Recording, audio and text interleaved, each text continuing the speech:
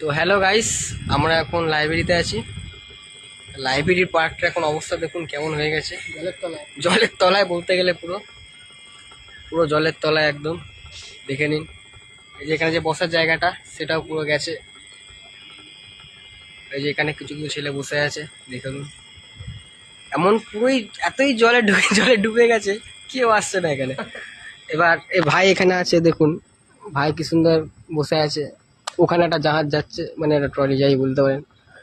দেখুন কি অবস্থা। ওই যে হরিণ একটা দেখুন, হরিণ হরিণ লাইব্রেরির হরিণ, ওটা লাইব্রেরির হরিণ। দেখুন কেমন পুরো ভিজে গেছে, আর চারিদিকে জলে জল, হাঁটু পর্যন্ত জল, কি আর বলা যাবে। আর আমরা এখানে কতটা হচ্ছে এসেছিলাম আমি জাস্ট একটু ঘোরার জন্য।